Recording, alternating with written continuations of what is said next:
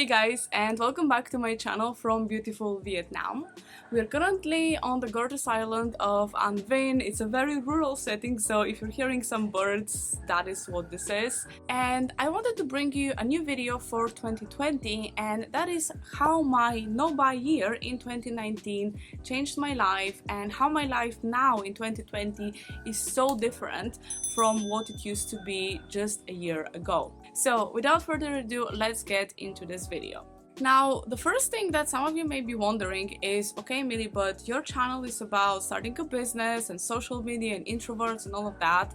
Where does the shopping and no-buy fit in? And the thing is, I had recorded a couple of videos on fashion, and also I recorded this video right here on why I actually wanted to go on a no-buy year, but I have since unlisted them because I want my channel to be focused more on the business stuff. But in a nutshell, I just wanted to summarize the main points of why I actually wanted to go on a no-buy year. The first reason why I decided to go on a no-buy year is that shopping for me was kind of a coping mechanism for any time that I felt just a little bit unhappy, maybe a bit bored, or even when I was actually happy. It was just something that I used to do almost every single day, and I spent so much time just going out, browsing stuff, and buying things I didn't really need. Now, because of that, I had amassed quite a lot of things, and I did a whole video where I pretty much counted every single item that they owned, and the total number completely shocked me, because I realized that I had about 500 items of clothes, shoes, and accessories. And that was crazy for me because 500 items is a lot, and it doesn't fit into the closet that I had in my apartment. Now, the problem with that was that because I had so much stuff, there is always something that didn't fit into the closet and I had to hide or put somewhere else in our apartment. And since I don't live alone, I live with my boyfriend, it started to cause tension between us because there was my stuff pretty much everywhere. So as you can see, like, this whole accumulating stuff started to cause problems in my personal relationships. Not only this though, because I was shopping so much, I also had absolutely no savings. Now, I never went into debt because I was only spending the money that I had on me. However, I had borrowed money before from friends, which I didn't really like because it made me feel very guilty and financially insecure. But pretty much my account was going up when I get a salary, and then it was going down back to zero. So I could never really have anything more than a few £100 that was usually going down back to the zero balance. Because I had spent that money to buy clothes and shoes and accessories, I actually had some money that was frozen in items. So theoretically, I could have sold those things, but this would require me to spend time selling the items. So I had a lot of money that was frozen and I didn't actually have access to unless I sold the items. And finally, this was the thing that kind of pushed me, I think, over the edge, is that it was December 2018 and I had pretty much promised myself for the last couple of years that I'm finally going to start a YouTube channel. And I never did, because I always had this excuse that I don't really have enough time. Because you see, like, I'm doing a PhD and I'm doing this and this and that. But the true thing is that I would just chose to replace filming YouTube videos with shopping, because shopping was obviously a lot more fun and much more easily accessible. So I just decided that 2019 is going to be the year that I'm actually going to start this YouTube channel and not feel disappointed in myself if I don't start again. So with all of that out of the way, now let me share with you the 7 things that have changed in my life since I quit shopping and how my no-buy year just changed my life. The first thing that changed into my life was the amount of free time that I suddenly had. Pretty much out of nowhere, I had about 8 to 10 hours every single week that I could spend doing whatever I wanted. Now, you may be wondering how I didn't even realize that I'm spending 10 hours a week shopping. But the thing is, I never went for a whole day of 8 to 10 hours to go and buy stuff. It was always, oh, I'll just pop into the shops for an hour here or maybe for 2 hours there. So it kind of sneakily added up to actually quite a large amount of time. Now, when I stopped shopping, I did not want to just sit at home and be bored, because this was the exact thing that caused me to actually go shopping. So instead of just sitting at home and be bored, I decided that I'm going to start doing something. And that something was my YouTube channel. Now, before, I had never ever really filmed a YouTube video, not in a way that I was planning to put it on the internet, and that's why there was a huge learning curve for me. I had no idea how to do anything like lighting, how to script my videos, how to talk to the camera, how to do literally anything, and not to mention editing, audio, and all of that stuff. So I just started feeling really excited to learn all of those new things and trying it out. So I did not feel like I'm really missing out on something. If you have a behavior or a bad habit that you want to eliminate, you can't just stop doing the thing and expect that everything's gonna be fine, because you're going to run out of motivation and determination pretty quickly. And that is why, if you want to really replace a habit, you need to find what you're going to substitute it with. So how are you going to spend the time that you previously went shopping or doing something else? How are you going to spend that time right now when you're no longer doing that activity? The second big thing that happened is that I realized I'm going on the wrong career path. And the only way that I was able to realize that was that I finally allowed myself to feel those feelings that I was so hard trying to avoid by going shopping. And a lot of that was boredom, because I was just bored at what I was doing, but there was also a lot of discomfort and a lot of this resistance to doing the work that I was supposed to be doing. And that was not because I did not know how to do it necessarily, but it was more about I was feeling that I am going off track and there is something else that I could be so much more efficient at and I can help so many more people, but I just didn't really know what that was. And this caused a lot of resistance and a lot of discomfort in me, and this is kind of what I was trying to cover with my shopping. Now, after I stopped shopping, I suddenly realized how much of my time I actually am bored or unhappy, and how much I really want to escape the work that I'm doing. And I know that not every single day or not every single task in your job, whether that's a corporate 9 to 5 or whether that's in academia, is going to be super interesting. I totally know that, but it's kind of normal, especially if you choose the academic path, to at least be interested and excited about the topic that you have chosen. And I really wasn't. And that was a big problem for me, because I could not really imagine myself feeling like this for the next 3 to 4 years. I did not want to feel like this. So I just understood that, okay, maybe the PhD path that I've chosen, the specific topic, and the path that I've started going along is not actually the thing that I want to be doing.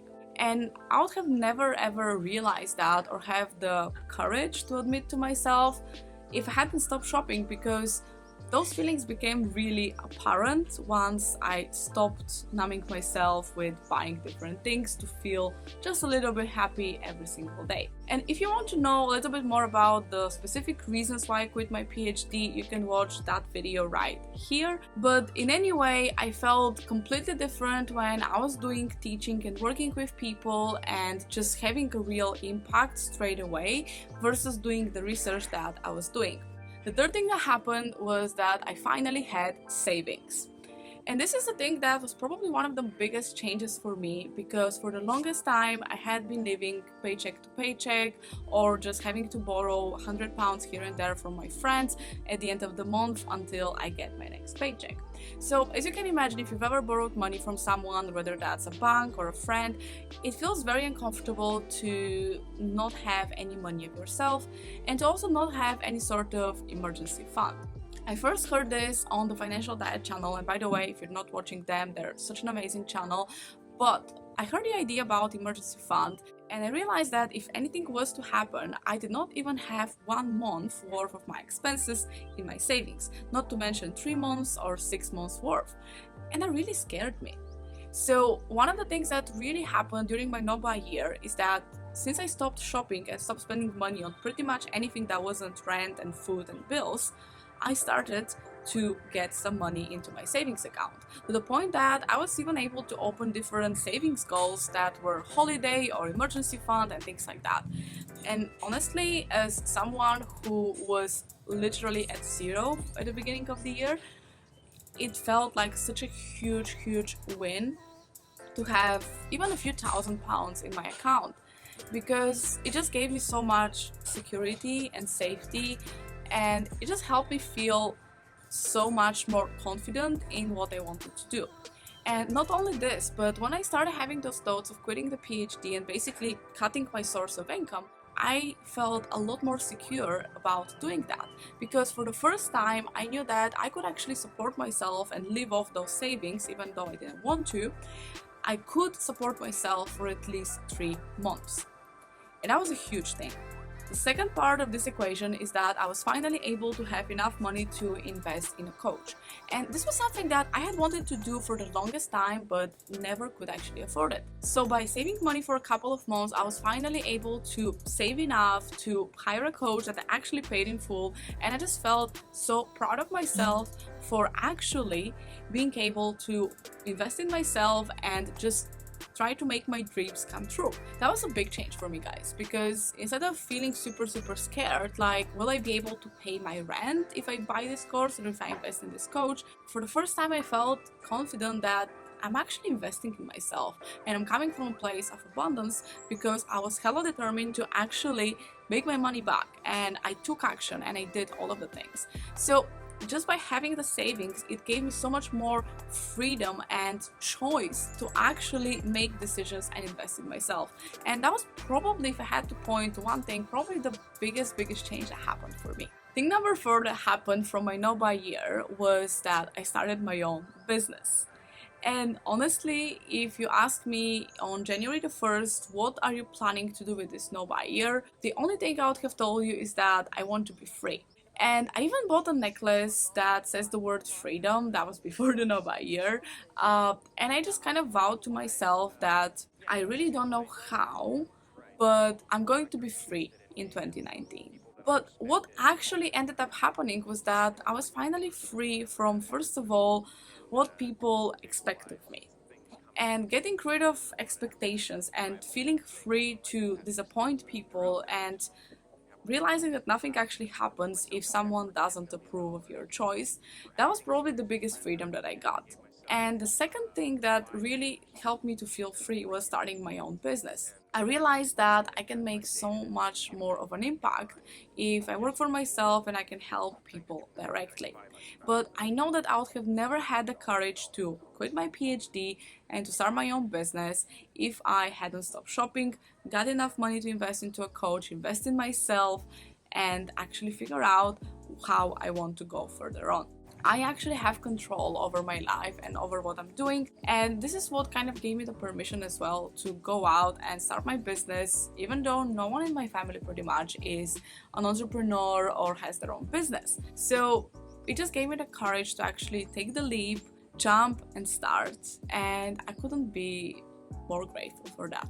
Now let's get more into the practical stuff of what actually happens when you go on a no-buy year.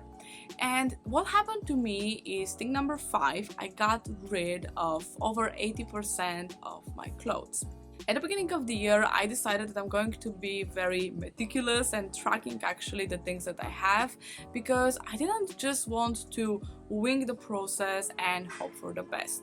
So I made a whole Excel spreadsheet where I listed all of the items that I have and the things also I was planning to sell.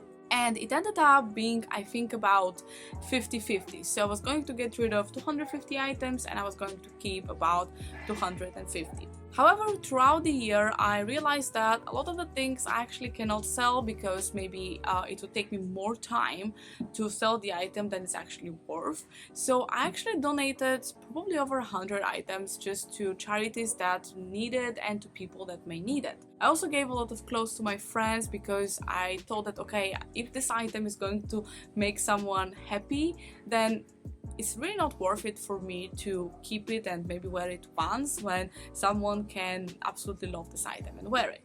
However, like with the rest of the items, I actually had to go through the process of listing every single one of those items. And believe me, for someone who is a shopaholic, that was probably the best medicine I could have ever got. Because if you've ever tried listing things, it's such a tedious process that you just don't want to do it.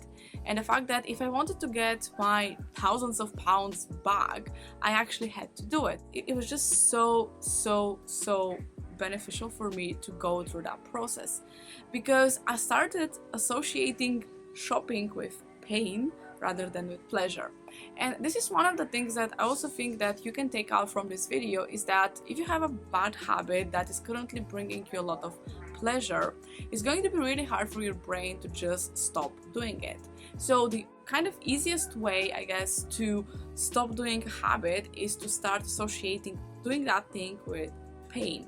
And for me, the pain didn't come from like a physical pain, but it came from the annoyance and boredom and physical kind of resistance to even listing the items on eBay. So now every single time before I even want to buy something, it's kind of the painful thought popping up in my mind that if I actually want to sell this item, I'm going to have to go through that process again. And this is why I think that it has been such a huge change for me to really stop shopping, because it allowed me to dissociate myself from the habit, and it also allowed me to free so much space in my house. The sixth thing that changed in my life is the way that I shop.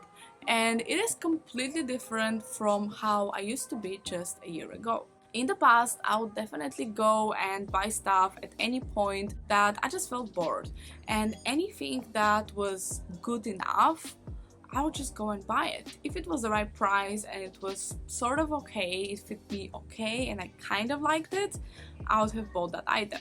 However, right now, after doing a no buy year, the way that I shop is completely different. And now it takes me so much more time to buy the smallest thing. And I'm saying that as a good thing, because I'm really careful with my purchases, and I'm really thoughtful about what are the things that I actually need. And I can really distinguish right now between things that I like and I want versus things that I actually need. And that is probably the biggest change when it comes to the way that I shop. I have even created a mantra for myself, and that is, if it's not a hell yes, it's a no. So if you're wondering, have I ever bought anything in 2019? The answer is yes, I did buy a couple of things, but I bought things that I actually needed. And this was something that I talked about in my very first video about how I'm going to do this no buy year. And one of the things that I said is that I'm going to buy things that need replacement or things that actually serve a specific function. And for me, those were things such as my phone, on which I'm recording right now, because my phone was 5 years old and was honestly like malfunctioning, running out of space all the time, so I needed that. I bought a great mattress because my sleep is so important for me. And a couple of other things that I bought were mostly replacements, such as makeup replacement of foundation and concealer and all of that. But besides that, I think I can count on two hands the number of items that I've actually bought in 2019, and all of that was actually towards the last third of the year. The first 6 months I was very strict with myself, and I did not buy anything that was not on the groceries or bills or like approved list. And the final thing that happened that I honestly did not expect is going to happen is that I stopped being so focused on the way that I look. Now, this is not to say that I don't care about how I look or I never put on makeup or nice clothes. As you can see, like I'm even dressed, I have makeup on my holiday because I'm filming this video, but I normally don't wear makeup or don't even dress that fancy anymore, because I realized that a lot of that was just imposed on me by social media and by some sort of external expectations that I thought people around me had. One of the things that I definitely could not imagine at the start of 2019 was how much I'm actually going to love my old clothes. Because honestly, even though I had like 500 items, I was absolutely terrified that I'm going to feel so bored and I'm going to absolutely hate all of my clothes by the end of the year and not going to have anything to wear. But thanks God that did not happen.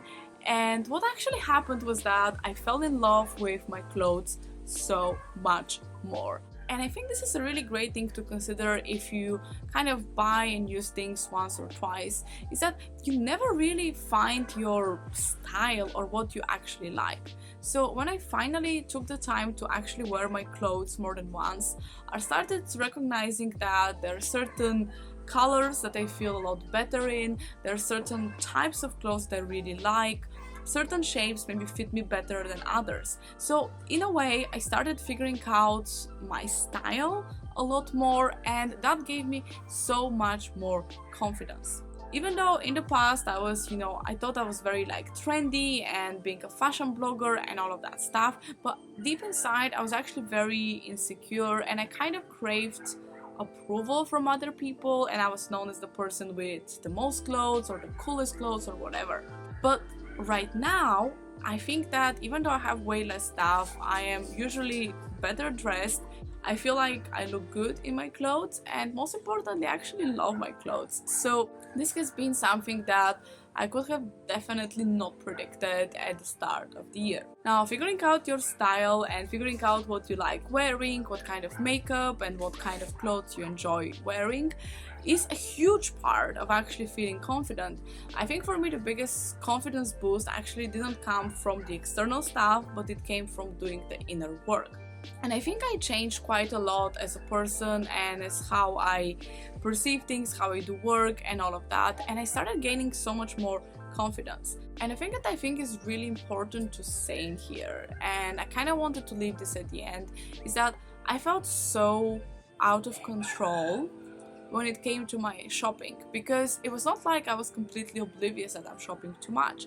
Now, my boyfriend had told me stuff, my parents had told me stuff, I had told myself that I should stop shopping, but I was never really able to stop shopping for more than a week.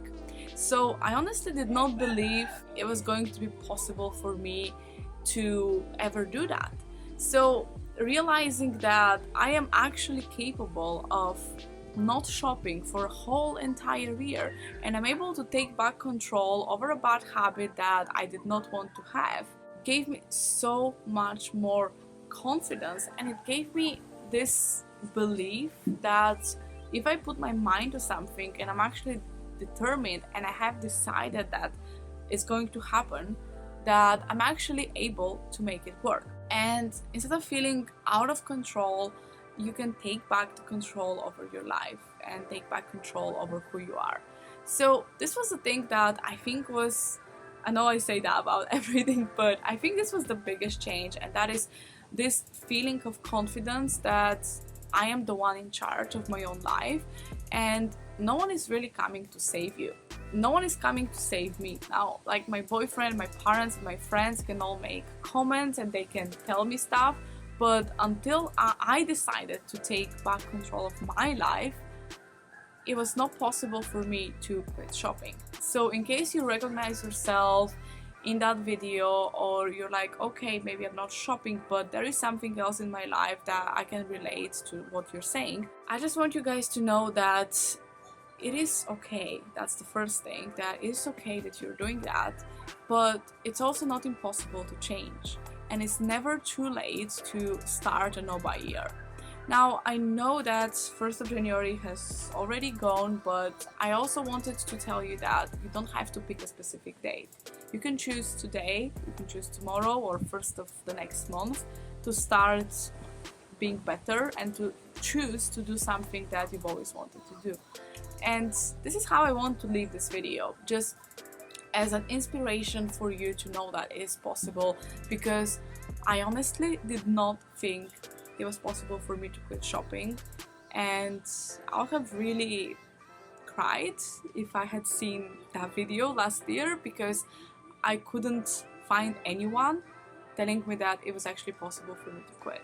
So as a final thing, you don't have to have it all figured out, you don't have to know where quitting something bad is going to take you, but you need to take the first step and to actually take the first action. Figure out what is the thing you want to stop doing, and then decide that you're going to stop it and see how it goes. Maybe you'll end up in a completely different place than you are right now. Maybe, like me, you'll quit something that was not serving you. I quit my PhD, I started a business, I'm now in Vietnam living the digital nomad lifestyle for a few weeks. This is something I could not have predicted at the start of the year. So give it a try and see how it goes, and I will see you in the next video. Bye!